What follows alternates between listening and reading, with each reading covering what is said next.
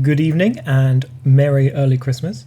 I'm doing this video, or laying out this video, slightly differently just because there are so many cards. As I said, I would do the rankings for all of the creature cards in Magic the Gathering Shandalar, and there's about 280 plus of these, so I will have to kind of run through this as quickly as possible because there's so many to do.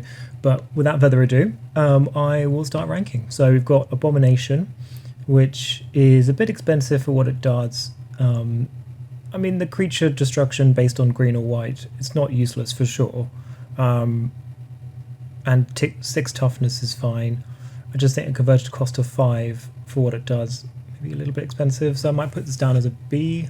Abu Jafar is quite interesting. It's very cheap, but it's kind of like creature destruction. Destroy your creatures blocked by it is very unlikely to happen because the AI is actually clever enough to allow an attack with 0 power to go through. Useful as a wall. A couple of these might be quite useful. I might put this as a B as well, kind of on par with Abomination, or maybe it's more useful, I'm not sure. I think I need to be cautious of the fact that there are going to be some very useful creatures coming up which have to be in A and S for sure, so we'll see what happens. Air Elemental is probably going to go into B as well. It's quite nice. It's nice that it has flying and it's 4/4. I have no notes. It's just a good card.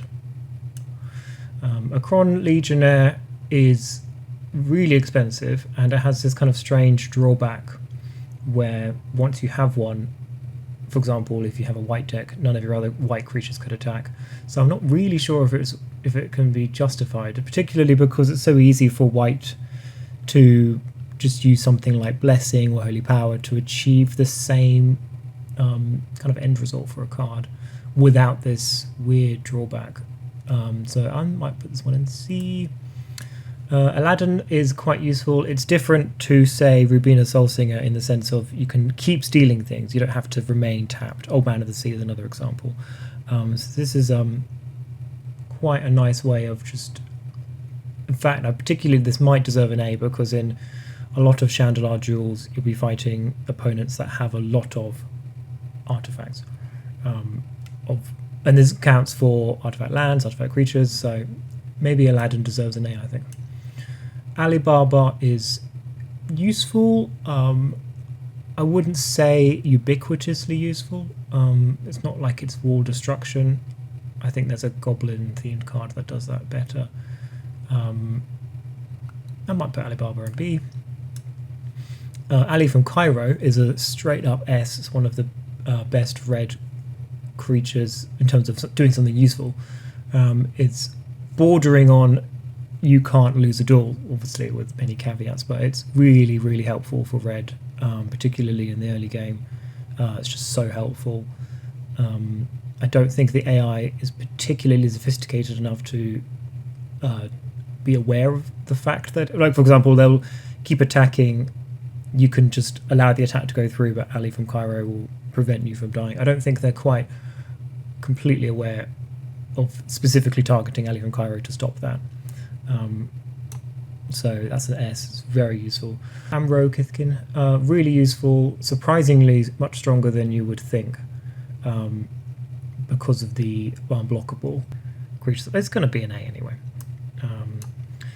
Angry Mob is an A as well. I think most creatures which rely on, or most creatures which offer increased attack or increased power or increased toughness over time, like this can, over the course of a duel, this can get stronger and stronger depending on the lands, and has a good synergy with Magical Hack, so you can change what land it responds to. So that's an A. Apprentice Wizard is a mana source. It's not really one of my favorites. I'm not a huge fan of having to pay to gain mana, so this might go as a B, but it's not bad. Argivian Archaeologist is nice if you have a artifact deck, but you would have to have a really heavy artifact heavy deck to justify it. And off the top of my head, I can't think of many good, like, Shandalar specific white artifact combos, but it's certainly not useless. And Argivian Blacksmith is kind of under the same category of you would need to use this in a very artifact heavy deck. I guess these both belong in B because they're good. B is not bad by any stretch. Argothian Pixies and Argothian Truefolk are very similar cards. Argothian Pixies is actually, for me, an S because it's one of the few. I mean, it's same with this card, but specifically Argothian Pixies, it's really cheap, and it has basically protection from artifacts built in, which is there's been so many times where this card has been basically a lifesaver. You know, your typical opponent with Colossus of Zardia or whatever attacking, or I think it's Mishra's Workshop. Yeah, this card is just so useful as a shield, a super cheap shield against all these things. So this is A actually more appropriate than S. I still think it deserves an S. I think it's surprisingly a effective card compared to Argothian Truefolk, which is a lot more expensive and doesn't have the unblockable by artifacts thing. So that's probably a B. Aswan Jaguar is definitely an S. This is one of the most useful astral cards because the inherent randomness is always useful because it's going to choose a creature type that it's guaranteed to be able to, like, you know, it's not picking any creature type from the entire game. It's specifically just from your opponent's deck, which under the right circumstances can be really useful if your opponent has just specific, like for example the Zombie Master. It's just, you know, every single turn really cheaply you're just destroying zombies here, there and everywhere, and also really good synergy with Instill Energy. So definitely an S. Atog, sacrifice an artifact. Atog gets 2/2 until end of turn. It's a good card,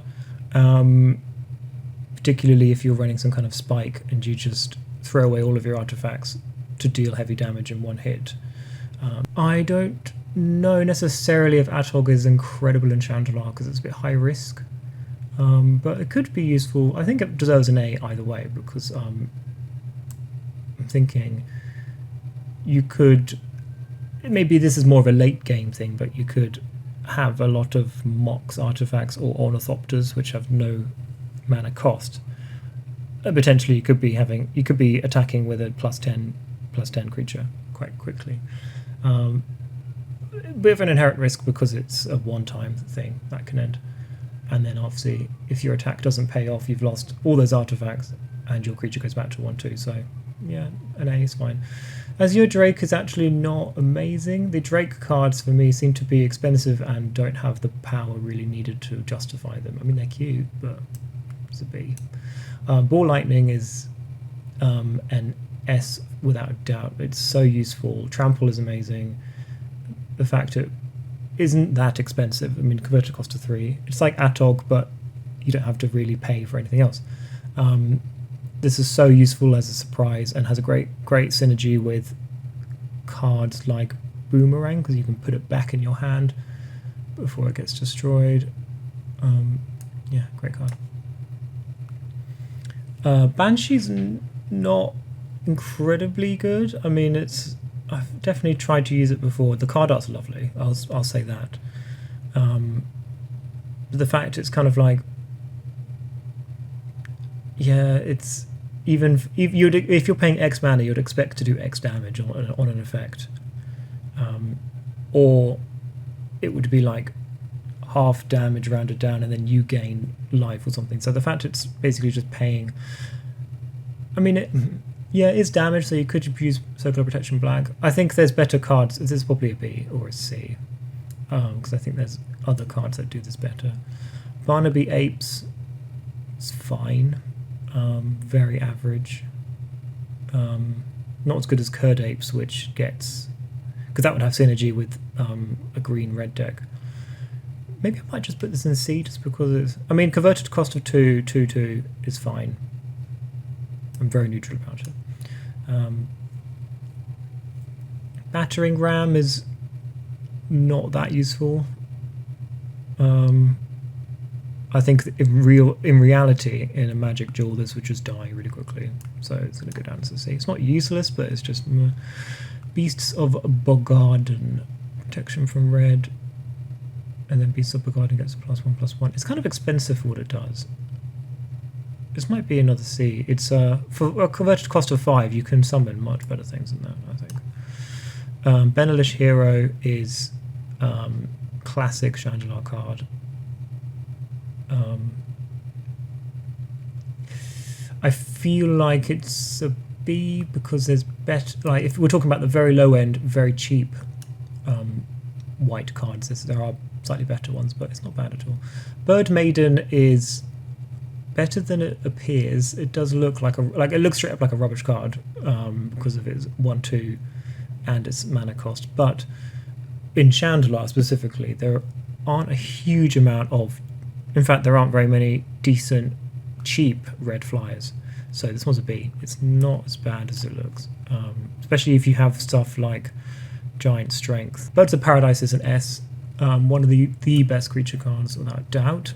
It's just being like having a mana battery which produces any color means that this could fit into any green deck that has any combination with any other cards, and it's also flying, so you could potentially buff it up and use it as an attacker. So yeah, amazing card.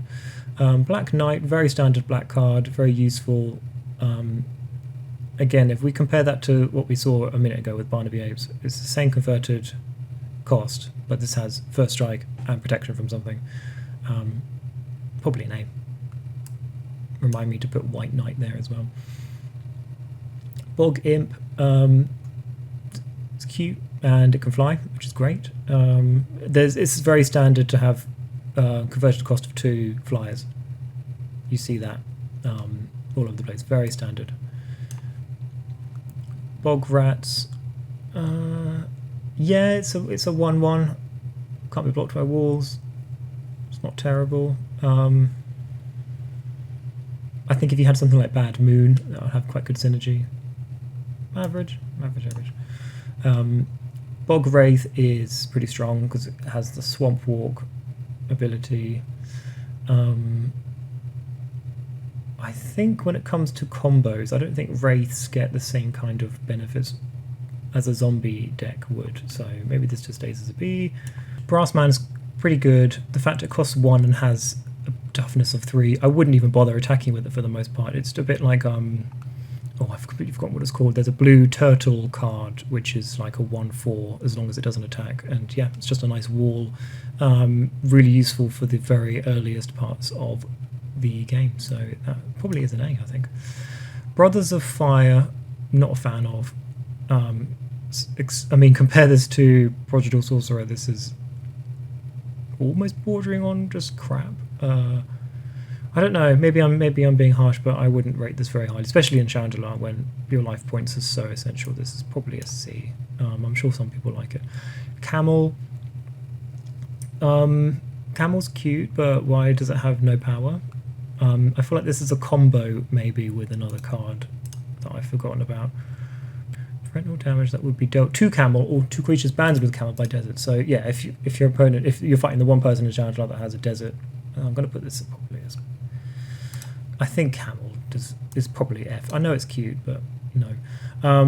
Carnivorous plant is fine. It's really bog standard. Wall 4/5. Yeah, it's not useless at all. But it's not like a standout card. Carrying Ants is probably an S. This is one of those really brutal, a bit like what is it called? Swarm of Bees. I forgot what it's called. The bee one. It'll come up. Yeah, just pumping something up is yeah, really strong and can be a surprise spike, and it's worth paying this cost. Cat Warriors, it's fine. I actually don't think too highly in Shandalar of like land walk themed decks, because again, a lot of the game is spent with low life, so you can't take those kind of risks. You're really just looking to have a powerful enough creature to dissuade people attacking you until you can set up 9 times out of 10. So probably put this one as a yeah, for its cost. It's even more than Barnaby Apes. Probably a C. Cave People, it's okay. I like the fact it's got 4 toughness, but I think there's better options, so it's probably a C. Citadel Druid. Whenever an opponent casts an artifact spell, put a 1/1 counter to Citadel Druid. I think this is quite good. This potentially is really useful. I don't think I've ever run this card. I'm tempted to put it as an A, I think, because so many opponents have artifacts. Clay Statue is definitely an A, because anything that you can regenerate relatively cheaply is really useful. I think the Witch uses this card. Clockwork Avian. I need to just remind myself exactly how it works. There's because a lot of Clockwork cards are built on the same sort of remove a counter from it when it takes some kind of combat damage. Okay, so it's not even taking combat damage, it's just when it attacks. I like the fact it's flying though. And so you've got a 4/4 flyer which you just have to pay mana to kind of maintain. It's probably a B. I think it's okay. It's quite nice. Clockwork Beast is a 7/4. Can you pay to... Yeah, you can pay to maintain it. That's as good as Clockwork Avian. I think it's fine. I don't really go for these kind of cards, but that's not bad. Clone is really useful.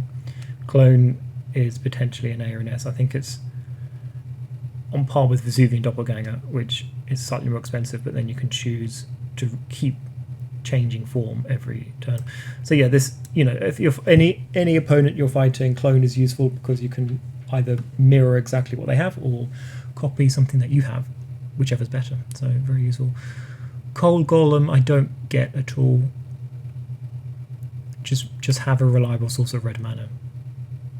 Like, wouldn't waste time with this. And it's, I mean, if it's like the very, very early stage of the game, a 3/3 that costs 5 is okay. No, it's not very good, is it?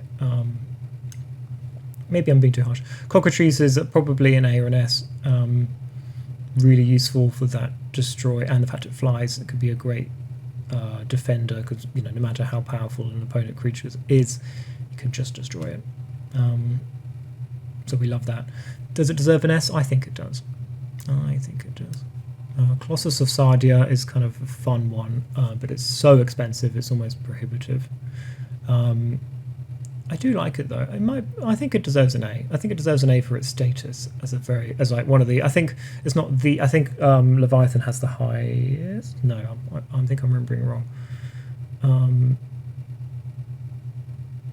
We'll find out, but I'm going to put it as an A just because it's iconic, really. And obviously, great combo with Instill Energy, because then you don't have to pay mana to untap it. Cosmic Horror. Very expensive to maintain.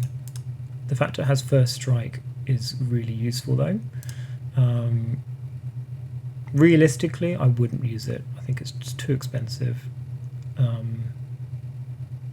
Well, it's only 6. Maybe I'm being... I think it's expensive in the sense that you're paying 6 mana every single turn. It's a bit like Force of Nature, but... Oh, I can't remember off the top of my head. I think Force of Nature is 4 mana. But that has trample. And even though first strike is very useful, an opponent that can throw out cheap creatures can really delay the usefulness of Cosmic Horror, especially because it doesn't fly. I'm going to put it in B. Oh, it's tough though. I think it's just a little bit too prohibitive compared to some other cards in A which are immediately really useful or more ubiquitous. Cruel Worm is nice. Lovely card art. But apart from that, it's pretty, you know, no particular abilities. Having 6 power is nice and it's quite cheap. I feel like I'm being too harsh on Cosmic Horror because I'm thinking like they're the same cost. This has a maintenance cost.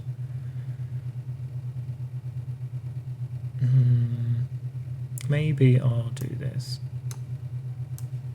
I've got so many to go through. I'm a little bit nervous about how much there is. This is one of those weird. Crimson Kobold is one of those weird cards with no cost. Off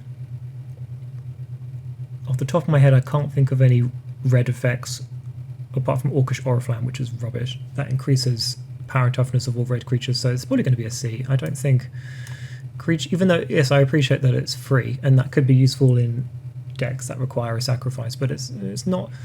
It would require more setup to use, so it's not immediately super useful. Crimson Manticore. Yeah, I guess it's interesting. Again, it's like a worse Prodigal Sorcerer, because you have to pay to use the ability, and it can only be used on specific things, and it costs more. So,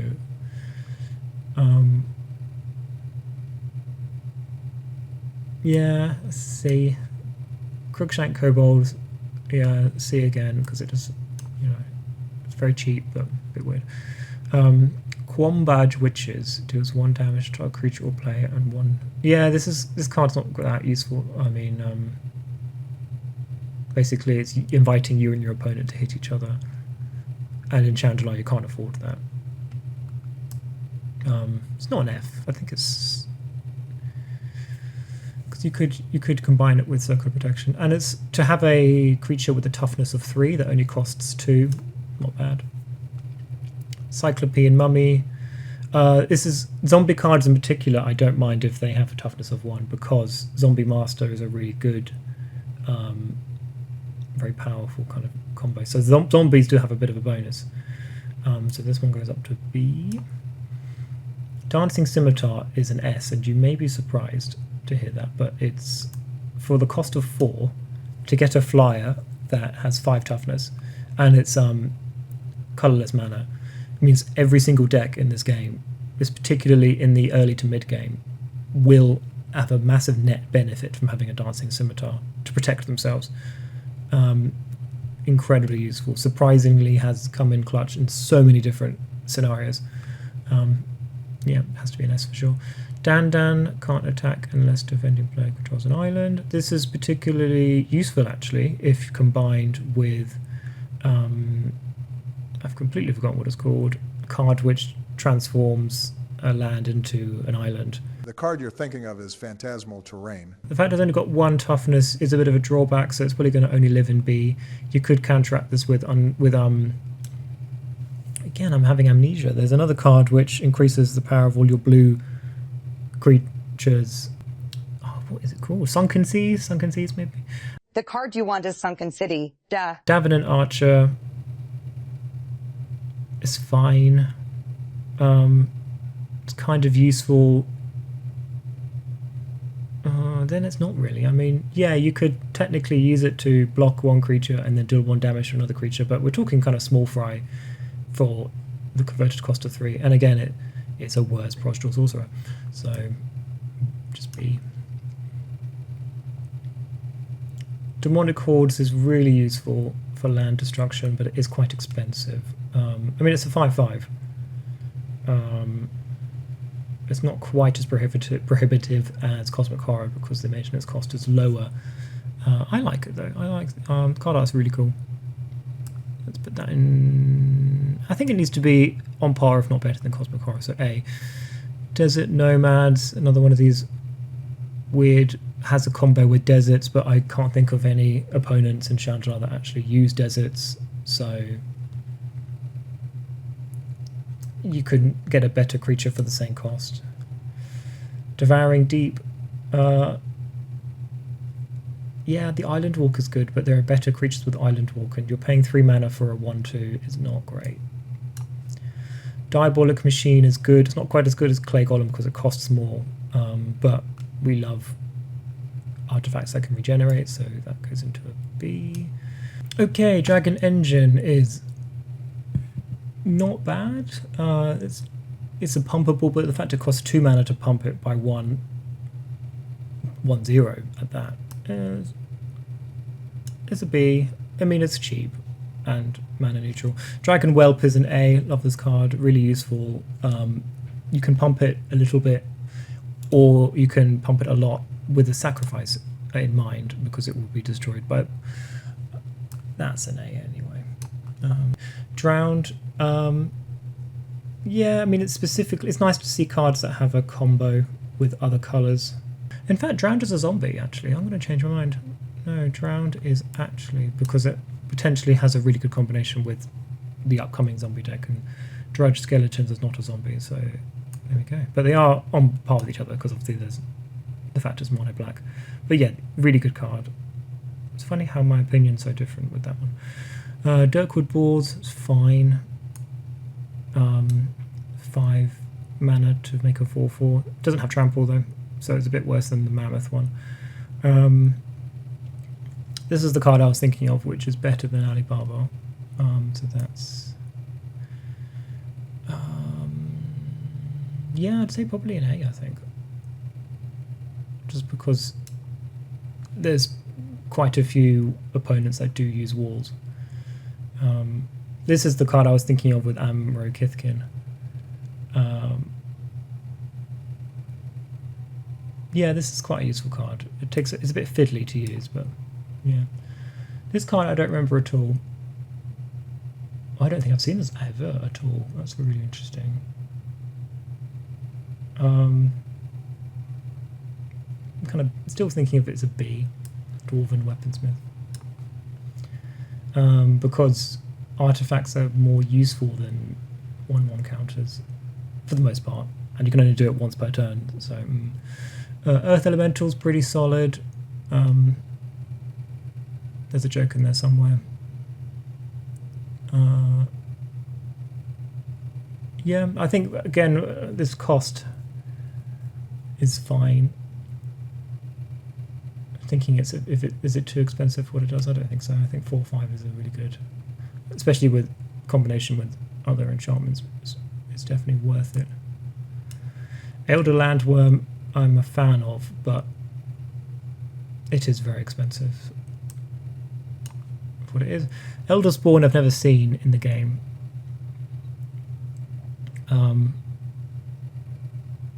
It's kind of rubbish. Doesn't have trample, doesn't have flying or first strike.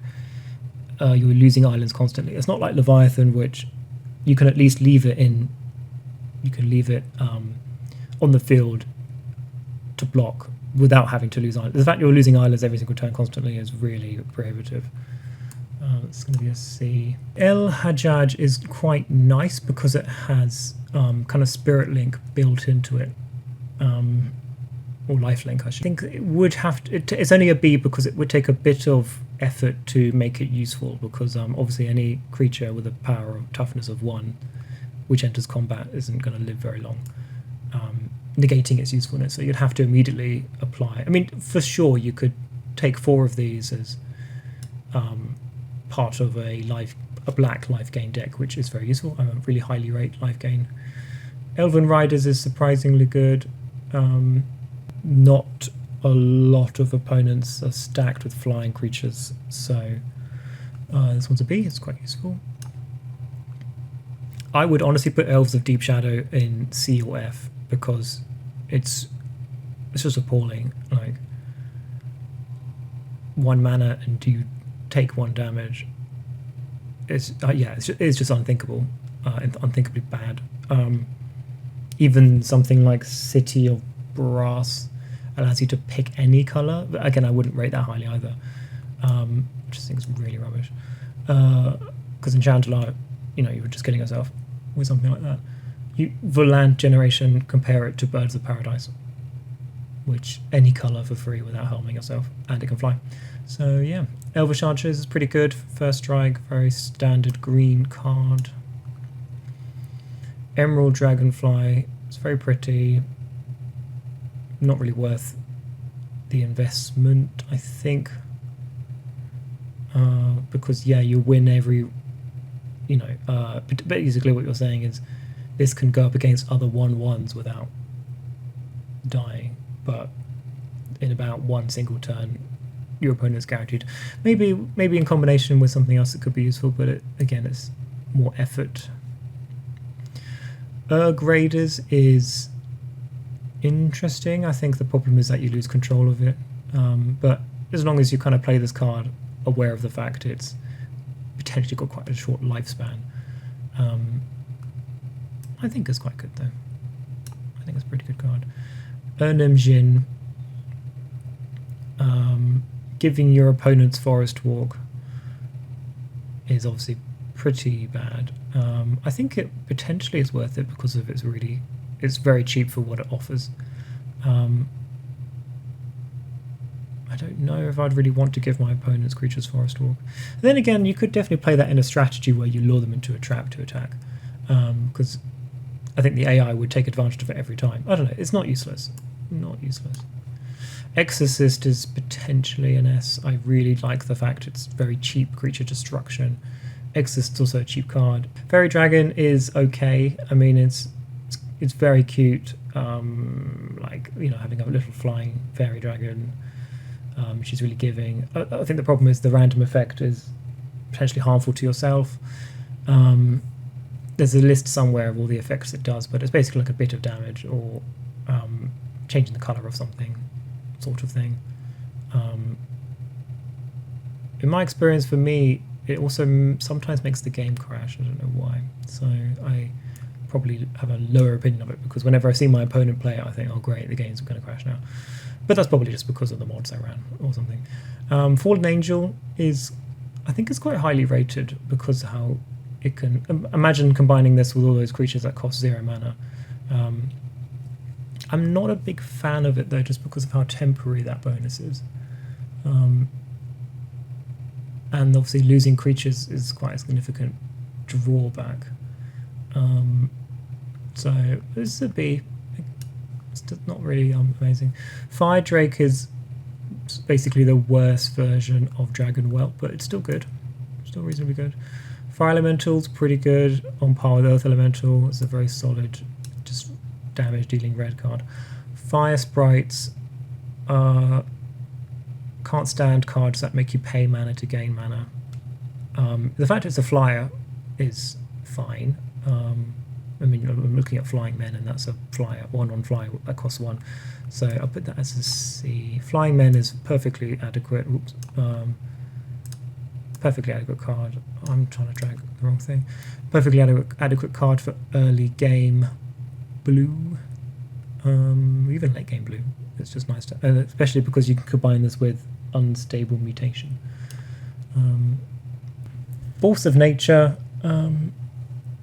Not that expensive, only costs 6 converted cost, which is, I guess, if you're paying the upkeep repeatedly though, which is a little bit prohibitive. But you can, unlike other upkeep requiring creatures, it doesn't destroy itself or tap itself, so you could, in theory, prevent the damage or ignore it. I think the Summoner is an example opponent that uses this card.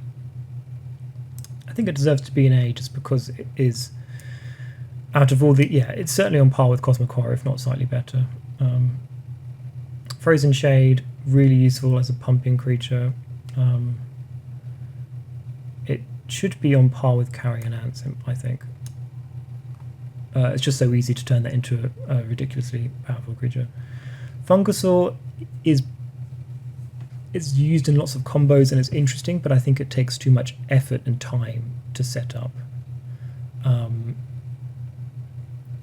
I think it's not practical enough to be rated higher than what I'm going to rate it as.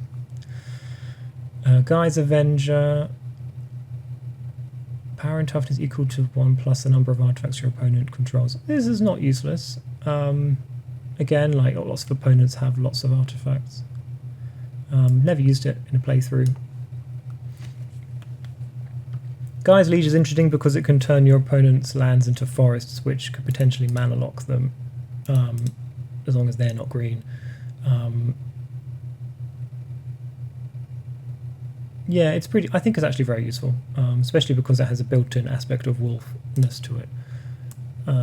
So it can, and also the way it kind of works is you play Guy's Liege.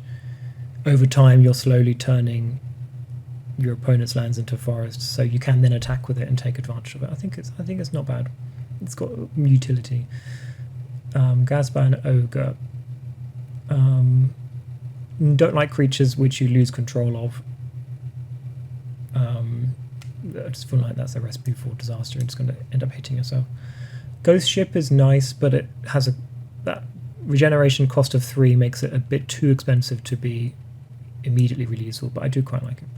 Ghost of the Damned is one I've never seen in a playthrough, almost to the point where I had to look this up in advance to make sure it really was in the game, because I've never seen it. It's fine. The fact it has 2 toughness is respectable. Average, if not slightly below average. Giant Badger. Yeah, this is really useful as a wall. Not that expensive. Giant Spider is probably an A just because it has reach, which for green deck makes it immediately really useful. Giant Tortoise as well. The fact it's cheap and has a toughness of 4, you just wouldn't attack with it. I think this belongs in A. Giant Turtle is one I don't recognise.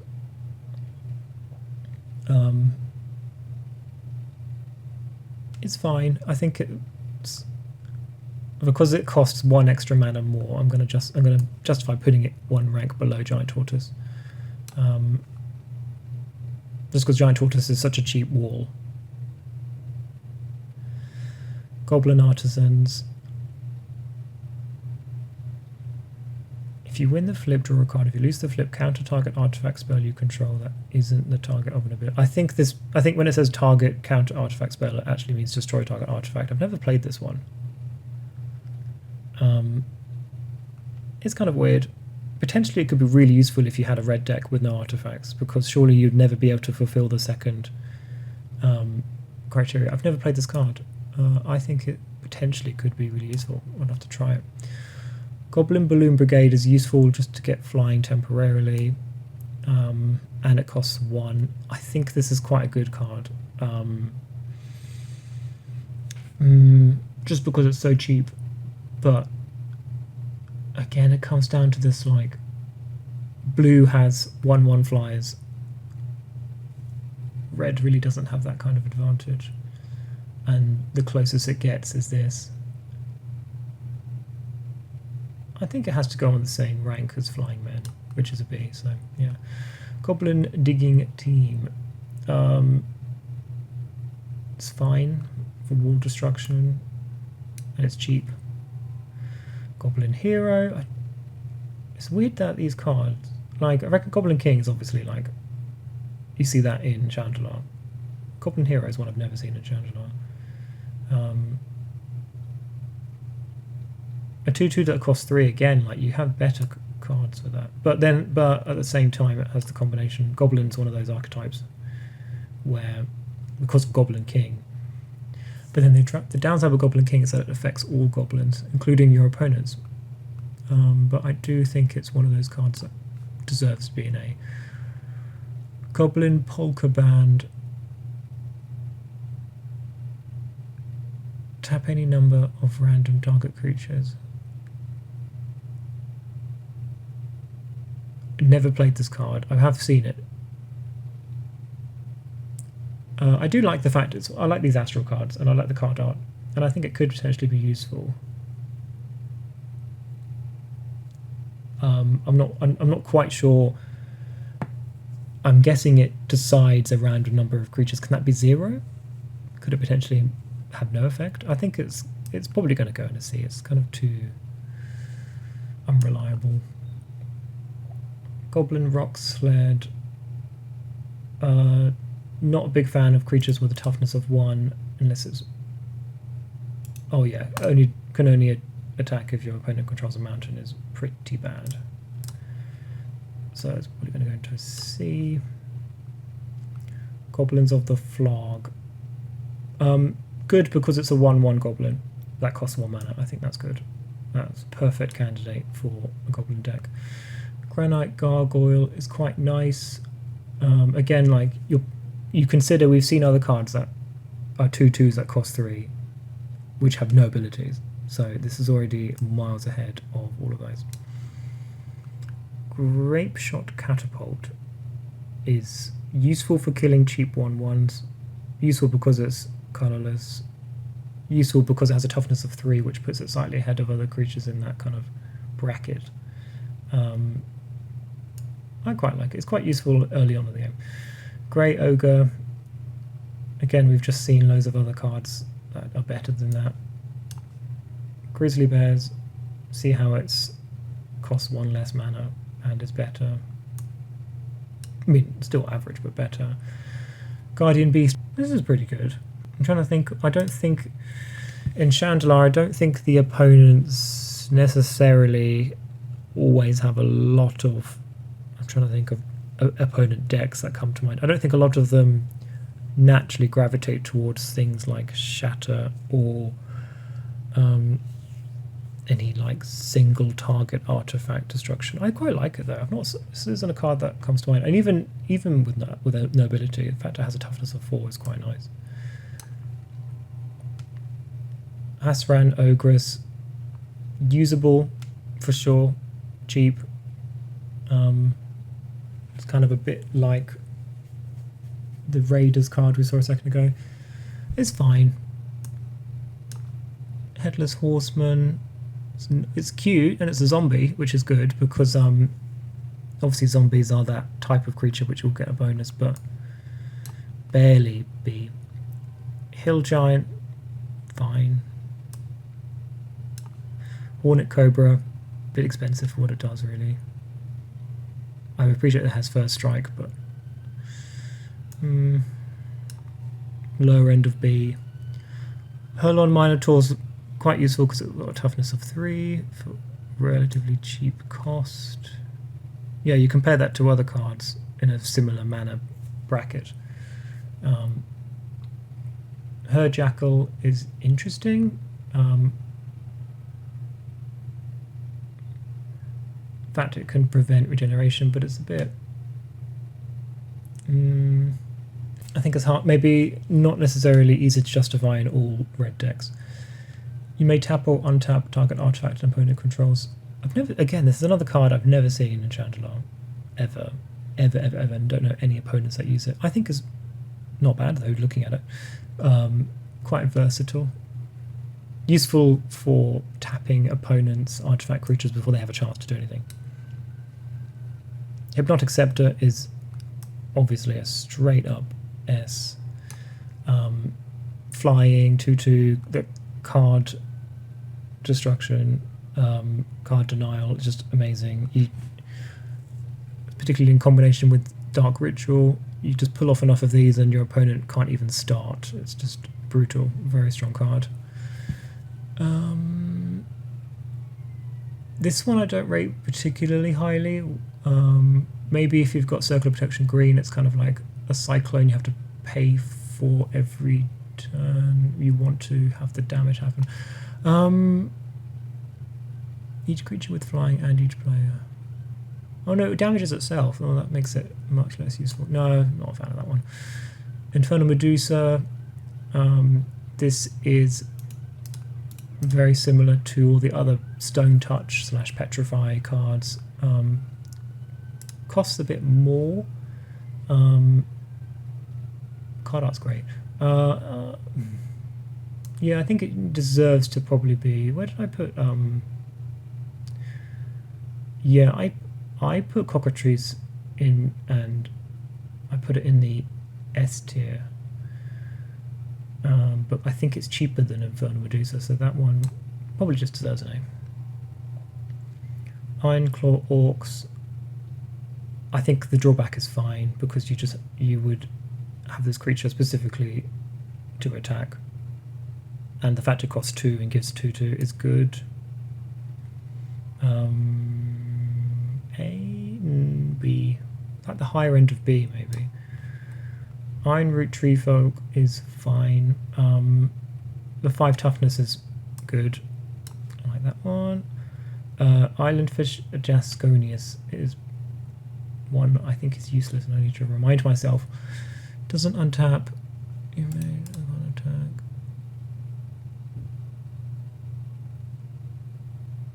Okay, so it's basically a wall. At cost 7. Kind of expensive.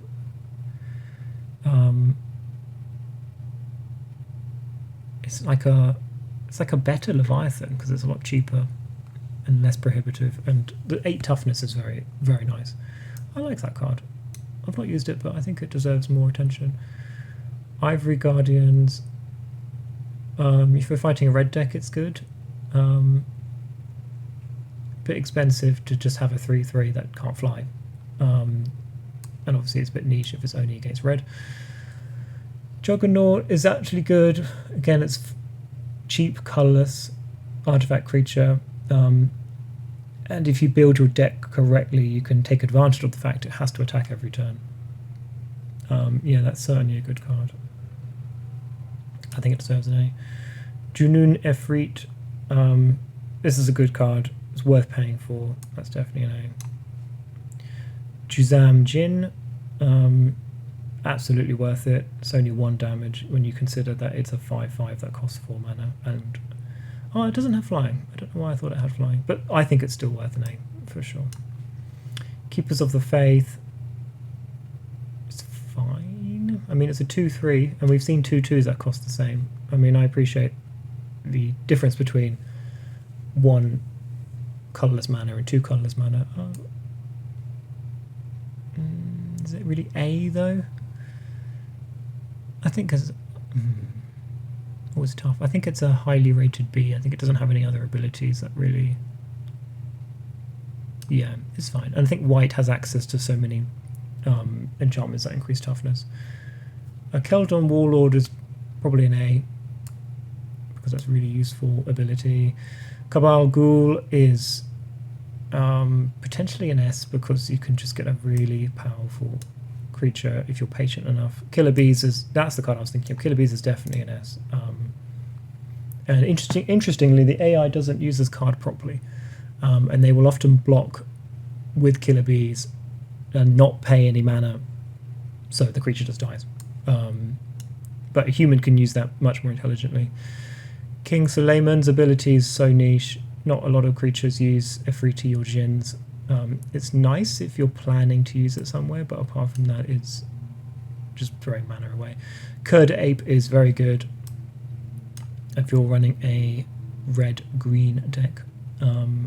Potentially getting a 2/3 for 1 mana is really good. Might even deserve an S, to be honest. Yeah, I think it deserves an S. I think it's actually really good. Knights of Thorn, expensive what it does. Really expensive what it does. Kobold Drill Sergeant. This is the reason why you'd have all those kobolds that cost 0 mana. Clearly not one I remember at all. I think it's actually an A because it turns all those cards into something useful. The card art's really interesting for these. It's very different to other Magic cards. Giving other creatures first strike is very strong. I feel like a kobold deck is, yeah, all these kobold themed cards all go together. I'm still not a fan of this card art. So weird, so weird. First strike with a 2/2 is better than what we've seen before. I actually really like Leviathan as a card. I know it costs an insane amount of mana, but if you use Instill Energy, I think it deserves an A. I know people hate it. It's very expensive, but it's a cool card. Ley Druid, pretty rubbish. Living Wall, very good. Llanowar Elves, very useful, indispensably so. Lord of Atlantis, one of the better blue cards. Lord of the Pit, iconic card, really useful. I mean, obviously the creature sacrifice or damage is like a big drawback. It's really fun to play around with a deck like that.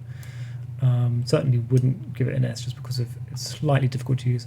Lost Soul, really useful in conjunction with Evil Presence. Really good in conjunction with Evil Presence. Thank you. Momenti Jin is surprisingly good attack and toughness and not that expensive, and it can fly. So, yep. Marsh Viper, I'm a big fan of this one. Poison counters is a really fun idea. It's not necessarily very strong, but I like it. So it goes into B. Martyrs of Call It. I think I actually would rate this card very highly just because of toughness of 6 is very respectable. Merchant Ship. Interesting how cheap it is. I actually quite like that as a concept. 2 toughness for 1. Merfolk Assassin. I believe there's a card. This is actually quite useful because there's a card, Fish Liver Oil or something, which gives the creature Island Walk. So it's a slightly worse version of Royal Assassin. Mermaids are fine. I mean, there's a combo with other mermaids. Mesa Pegasus, I'm putting that as an A because it's such a cheap flyer and it has banding, which means it can kind of stay alive for a long time, basically. This one is interesting. The effect makes it bordering on useless for attacking because it's unreliable, but as a defending creature, having 6 power is very helpful, I think. I like the look of that card. Miracle Workers, quite nice for removing negative effects, quite useful in the early game. Cheap as well, that's a good one. I might actually put that in A. Mishra's War Machine is expensive for what it does. I don't think it's that good for 7 mana. I know I actually think banding is good. I appreciate banding cards. Maybe it belongs in B then. Mold Demon, expensive. I think it's worth losing 2 swamps for a 6/6. Card art is great. Really like the card art. It's just so weird and malformed. I love it. A. Very standard goblin card. Useful because it's cheap. Moorish Cavalry. It's quite nice. 3/3 with trample. Yeah. A or B? B, I think. Moss Monster. It's fine. B. Oh my god, there's so many cards, aren't there? Mountain Walk, Protection from White. It's fine. I feel like that's my feedback on most of them, but it's fine. Merc Dwellers is really good, has a combo with Tarnos' Wand. Zombies, in particular, get a really strong bonus. Naf's Asp. Say that quickly 10 times. It's fine. Nalanthe Dragon. Wow. I guess it has banding, but realistically, you're just asking to lose a duel if you're spending 4 mana on a 1/1. Yeah, I like banding, but no, that's really not very useful. Just because the amount of time, again, it's like Shandalar, most of the game is going to be very quick. Could you imagine doing a dungeon with that? No, it just would not be conducive to a successful deck. I mean, it's very cute though, but yeah. This one's quite nice as it returns to the battlefield. It's quite cheap. I need to remind myself what this does. Choose target normal creature. Creature attacks this turn if it doesn't destroy it. Okay, so like a Siren's Call, but on 1 creature. This is useful in combination with other things. If you're forcing your opponent to attack with a creature and you have another creature ready to destroy it, yeah, it's not bad. Nightmare though. Nightmare is a card that's really good. A, it can fly, and B, obviously you just play this on a mono black deck and just collect enough swamps, and you just play multiple nightmares. Nightmares, I would say, better than Pit Fiend. Yeah, really good card. That's a really fun one. Northern Paladin is good. You can change the colour of it with Sleight of Mind, but yeah, very useful. That belongs in A, I think, just because of its just ability to destroy stuff. Obsianus Golem is just run of the mill. Old Man of the Sea is kind of like too strong, really, because you can just increase its power and then just steal your opponent's creatures. I quite like this card. I think it's really useful. Even in the early game. Oh, sorry, let me start again. Even early on in a duel, stealing weaker creatures and just forcing them to be destroyed or whatever, and then you just keep stealing stuff with Old Man of the Sea and taking advantage of it. It's very cool.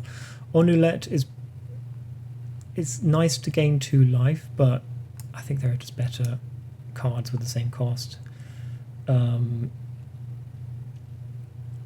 Yeah, this feels like a card that gets thrown out and thrown away really quickly, and I think you need something a bit more permanent, longer lasting in Shandalar. 2 damage target creature, 3 damage to you, absolutely rubbish. There's way better ways of doing that.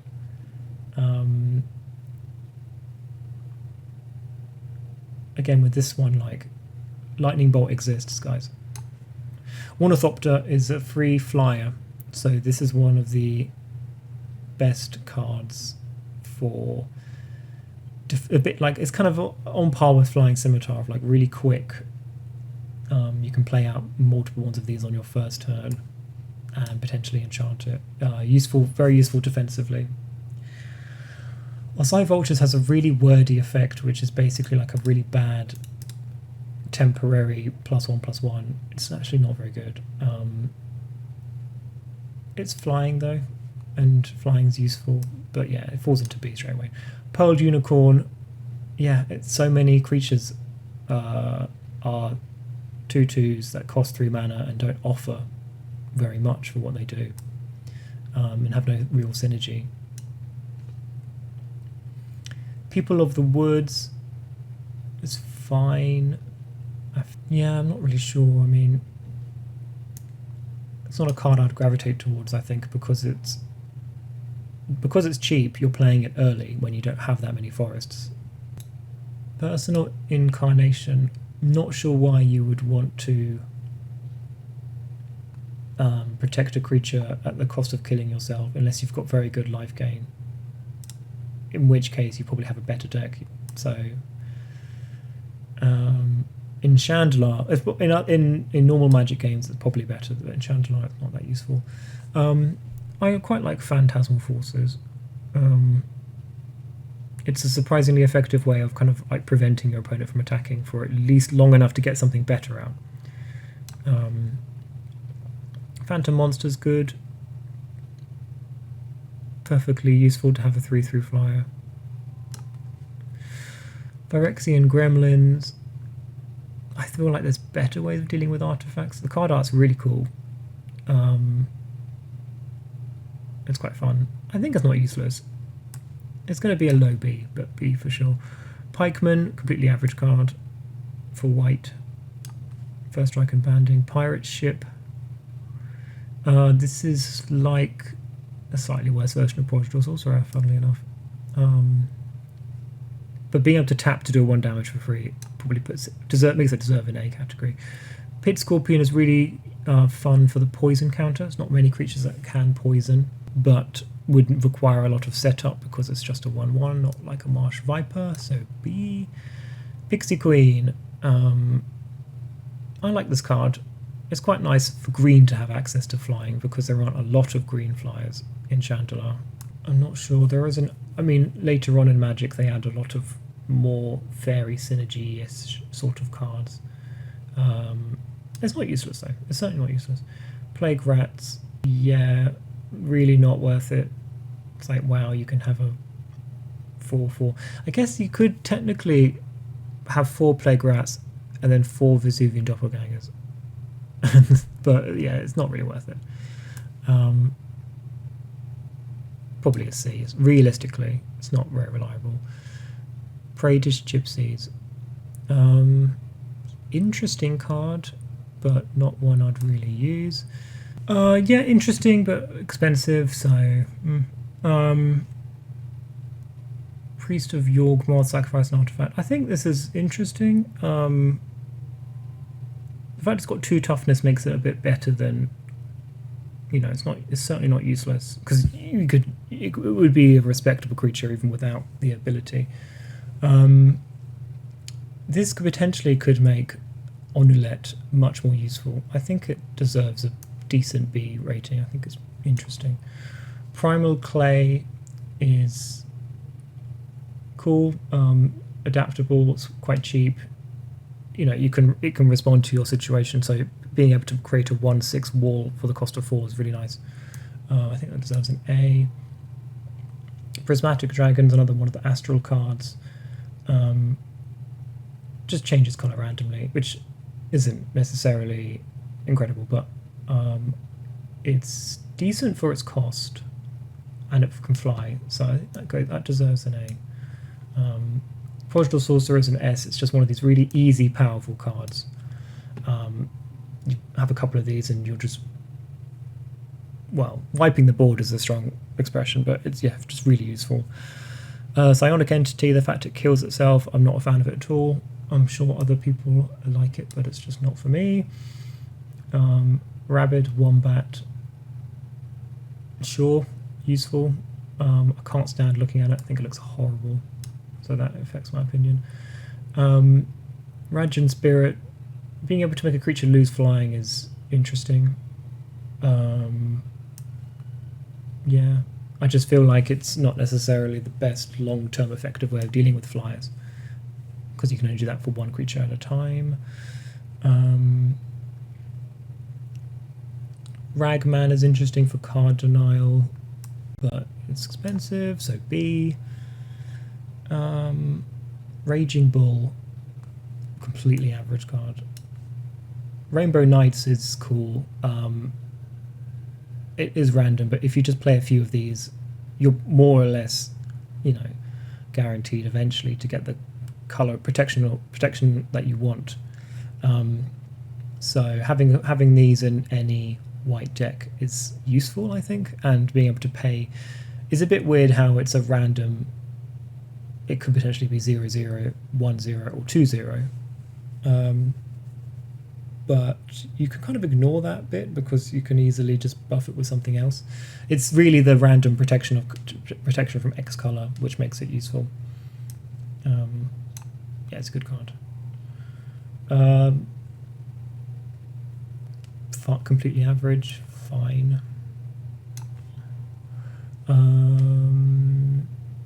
Wouldn't rate that very highly, really. You're paying 5 mana for a creature with 1 toughness. Yeah, it doesn't really call to me. Rock of Care Ridges is fine. It's useful that it can fly, and it's a 3/3. Maybe I'm being too harsh, but yeah. Rock Hydra is actually surprisingly really good. I'm a big fan of Rock Hydra. Has lots of interesting abilities like preventing damage, and you can permanently kind of pump it over time. A Royal Assassin is definitely an S without a doubt. You can literally destroy creatures while they're attacking you every turn for free, and the AI doesn't really understand how to deal with Royal Assassin. They know how to use Royal Assassin, but if you have a Royal Assassin, they kind of will just keep attacking, and then you can just wipe the board. The only real counter to that is Vigilance. Not many things have it. So yeah, excellent card. Ruck Egg is fine, but you will have to kind of make sure it gets destroyed in order to become something useful. And I feel like in my personal experience of using this card, it's just too slow, and it's like by the time you manage to play the Ruck Egg and get the Ruck Egg to be destroyed, you've kind of taken too much damage at that point. So I don't know. Maybe it's slightly below average usefulness. Sage of Latnam, I guess it's useful. I mean, there's other ways of drawing. Obviously, blue has better ways of drawing cards. I think it deserves to be in the B, average kind of card. Semite Healer. Preventing damage is useful. Yeah. That's not bad at all in Shandalar. Savian Elves. Yeah, this is quite useful for particularly if you're fighting a black deck. But because of that niche, not all colours really are focused on enchanting lands. Yeah, useful if you're fighting black or blue primarily. Savannah Lions, I think it's pretty solid because it costs 1 mana and gives a attack of, I keep calling it an attack, a power of 2. It's good. Scathe Zombies, completely average. Obviously, really nice combo with the zombie cards which we'll see right at the end of the video. Yep. Average. Scavenger Folk. Hideous to look at. Absolutely hideous. I don't know why I care that much, but I do. I actually hate looking at it so much. I can't even. Realistically, it's fine.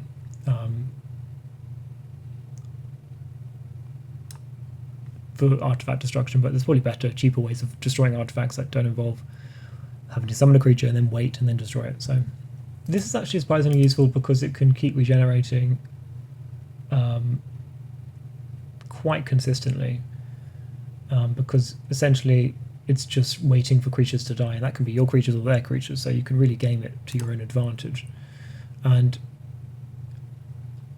don't know if it necessarily deserves an A, because there's better creatures that regenerate and it is a bit expensive, but it's not bad. Scrib Sprites. Yeah, this is a good card. It's nice to have a cheap flyer. Nice for green to have a flying card, because sometimes they're a bit lacking in that. Wherever a flying man ended up, it should kind of probably be in the same category, so another B. Sea Serpent.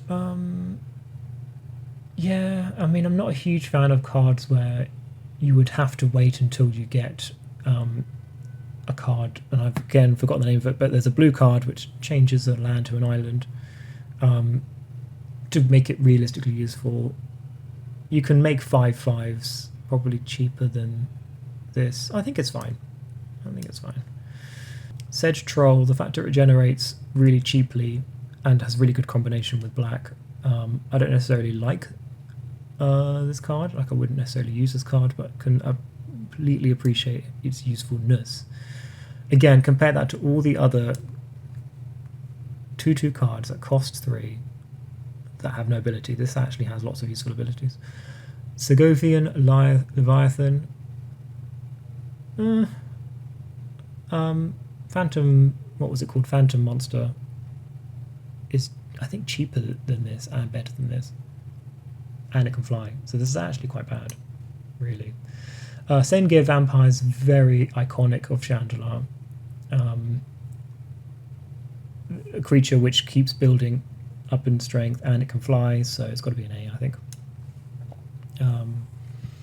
Could it be an S, actually, because it starts off... Yeah, maybe it deserves an S, actually. Maybe because it's a surprisingly strong and effective card that just keeps growing, and it doesn't cost that much, so yeah.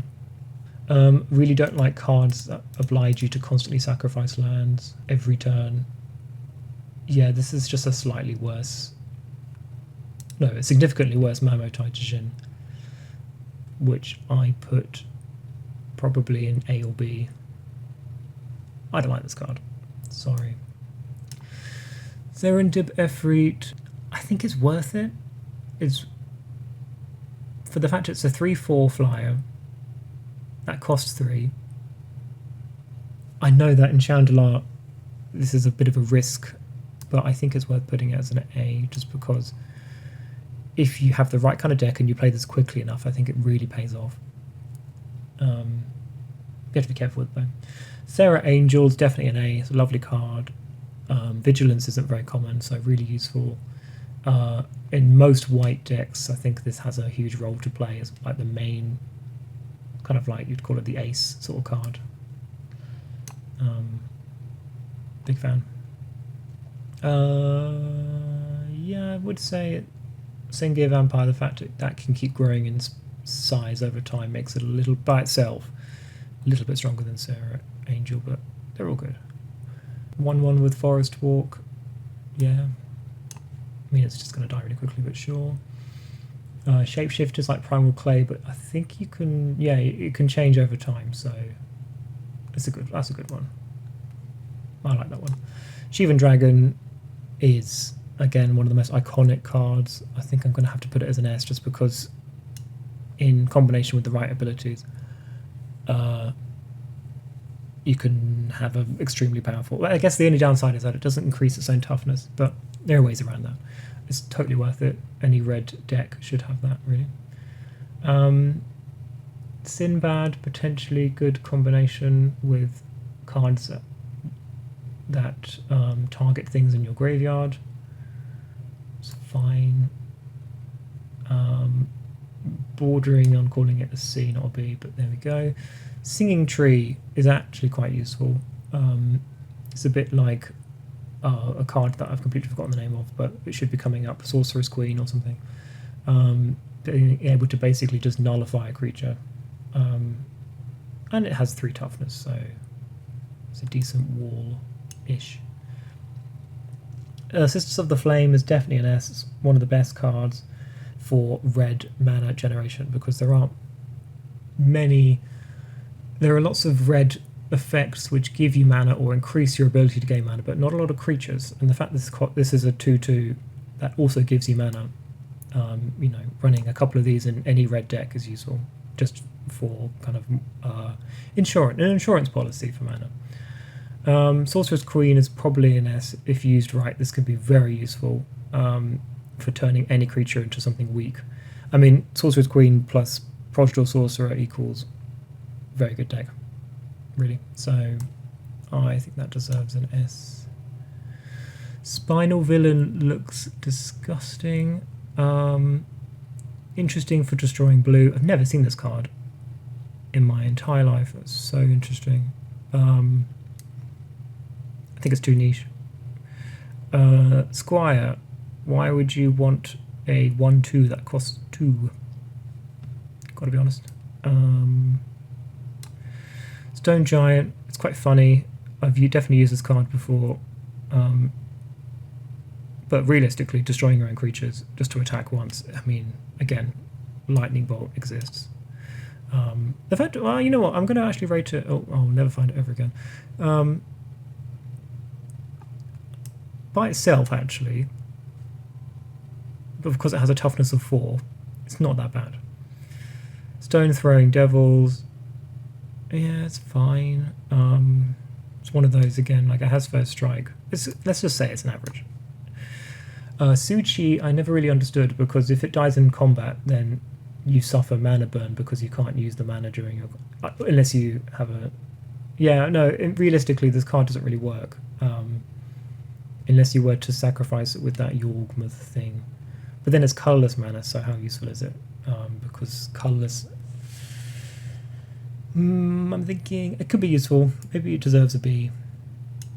I like the card art. Tempest Efreet could be useful in a Shandalar run for stealing cards, but it is kind of random. He or she reveals a card at random, so it's basically a much worse Bronze Tablet. No, that's rubbish, because you could just, that's a lot of time and effort to set up to maybe steal a forest. Like, wow. Tetravus is surprisingly good, because it's a 4/4 that flies, costs 6. Pretty useful. Thicket Basilisk is a slightly worse version of Cockatrice, but being able to destroy any creature puts it in a high category. It's very useful. Thunder Spirit is pretty good, actually. Flying and first strike, and as a 2/2. The perfect counter to Hypnotic Scepter. So that's good. Timberwolves, completely average. Totally fine card. Time Elemental is... I'm a big fan of this card. Who needs Planeswalkers when you have this? I think it's actually worth an S. I think it's in the right deck and the right circumstances. It can really help protect you for a long period of time and just keep throwing back. If your opponent's summoning something really strong, just keep throwing it back in their deck over and over again. Really useful if you use it properly. The AI is rubbish at using this card, and they will often use it as a normal creature and lose the creature and 5 life. So in the hands of a competent duelist, it's very good. Tracker, yeah, it's fine. I mean, there's better creature destruction. This one is interesting because it can kind of like destroy itself a little bit to deal some damage. It's a bit fiddly for what it does. I think there's better... I think you're better off spending that 6 mana on a creature, which is just, yeah, better than...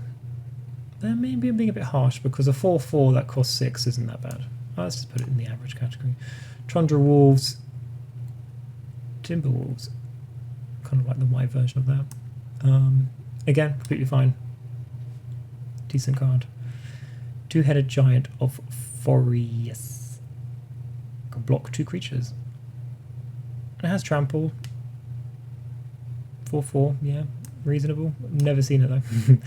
It's one of these weird. I've never seen that in a run. Don't know any like opponents that use that card.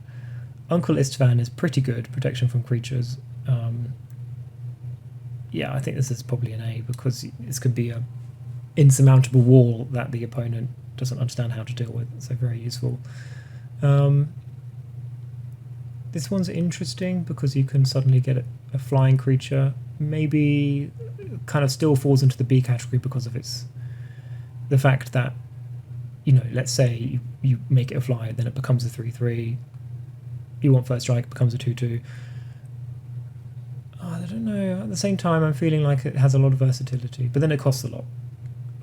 Tough decision. I'm going to put it in B, I think. Ufton Troll, the fact it can regenerate really cheaply is automatically good. Big fan of Vampire Bats. Cheap. You can pump it a little bit for damage.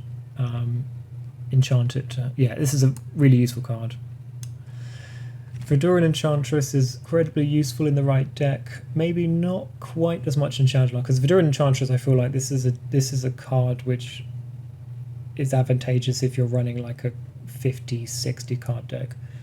If you're running a 40 card deck, maybe not so much. I still think it deserves an A though, for sure. Vesuvian Doppelganger is probably an A or an S. Being able to copy any creature, a little bit expensive, but worth it. Maybe an A, just because it's a bit expensive, but big fan of this because if your opponent plays anything too powerful to deal with, you just copy it, really. Veteran Bodyguard. L damage will be dealt to you by unblocked creatures. Yeah, this is actually a pretty good card, especially in Shandalar. I've not used it, but I would certainly try using it, for sure. Walking Dead. We love cheap regenerating creatures. If Drudge Skeletons is an A, and if Drowned is an A, then Walking Dead should be an A too.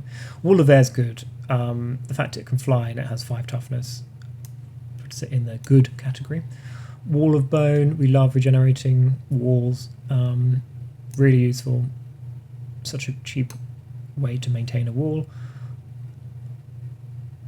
I'd say Wall of Brambles is slightly worse. I know that it has more power, but then again, it doesn't really matter that much, does it? Because it regenerates. It deserves an A as well. Regeneration, it's very good.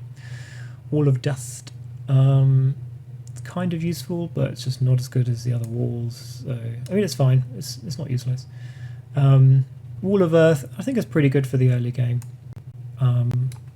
Definitely outclassed by Wall of Fire. Oops, excuse me.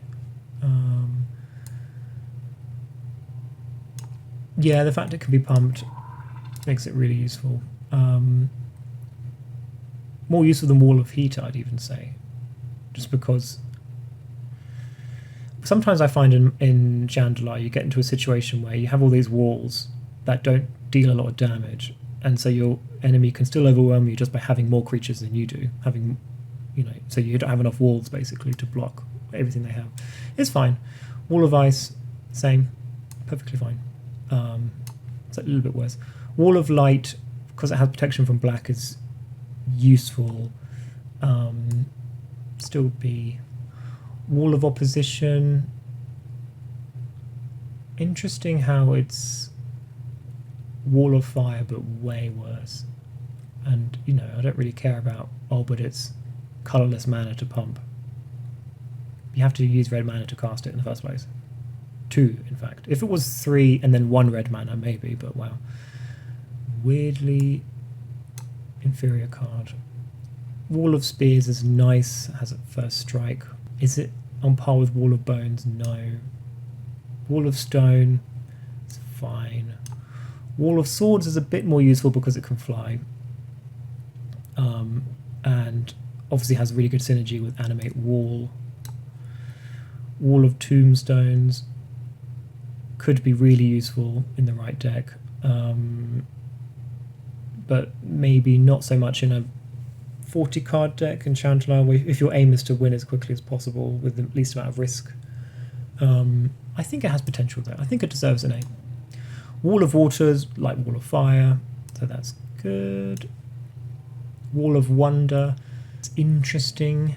The use case for this would be you would pump it so it would have more than one toughness and then turn it into an attacker. In fact, it's until end of turn, it's okay, a bit expensive, so it's going to go into B. Wall of Wood is a perfectly adequate card. It's nice that it's very cheap. War Elephant. I appreciate that it's only got 2/2, but banding is really useful. And trample, obviously these trample creatures is nice. War Mammoth is equally useful. Water Elemental has a good amount of power. Probably not quite deserving of A. Maybe it's very close though, because it's quite cheap, especially for a blue creature. I mean, you look at the difference, it's just one extra mana and you're getting an extra...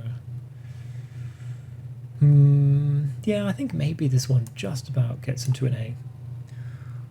Water Worm, it's fine. Yeah, Whirling Dervish is pretty good actually. It can grow in power incrementally and can be quite a surprise, especially, yeah, it's cheap enough. I think it's worth, because you can combine it with Giant Growth to overcome the initial... In fact, it starts off as 1/1, but then it just keeps growing and growing, which is good. White Knight, same as Black Knight, deserves to be an A. Will o' the Wisp is another card I would put as S, because you're getting a wall for 1 mana which can fly, and as long as you can just keep regenerating it, it can just completely hold off of any attack that's not trample. And there's no infect. Yeah, Will o' the Wisp is great for any black deck. Windseeker Centaur, completely average card. Witch Hunter, really useful, a bit like a time elemental, but it also is able to just deal damage. Yeah, it's weirdly almost better than time elemental. Interesting, very good card. I would not like to run this card. I don't like cards that damage you, especially not for something as, you know... Yeah, no, I really wouldn't rate this card very highly. Wheelie Wolf. Yeah, it's kind of like Shandalar's version of Exalt. It's interesting, makes it kind of average though. Zenic Poltergeist is quite a good one. It's quite fun, because what you can do with it, interestingly, is if your opponent has artifact creatures that are very cheap or cost 0. In fact, yes, if they cost 0 mana, you can destroy them for free by just turning it into a creature which has 0 toughness that can't exist anymore. I think it's very useful, both offensively and defensively. This has a... Let me just check the full description. Yeah, I feel like this is actually not a very useful card, because if you run out of artifacts... Because if this didn't tap itself, if it was just 2 damage, that would definitely be an A straight away. The fact that you will run out of artifacts, basically, makes the setup too complex. I'd actually put it as a C. I think it's so prohibitive. So it's basically a card that can only attack. I think it's still worth it. I mean, you're getting a 3/6 for 3 red mana, so just don't bother blocking with it, really. It can't fly, though. I still think it's good. It's surprisingly powerful for what it is, and the drawback is easy to avoid. Yoshin Soldier is straight up a good card, which is very solid. 4 toughness for only 3 mana, and it has vigilance, makes it useful in lots of situations. Zephyr Falcon, like flying men, but has vigilance, so that's good. I'd put that as... Yeah, is it inherently better than that? No, I think it's...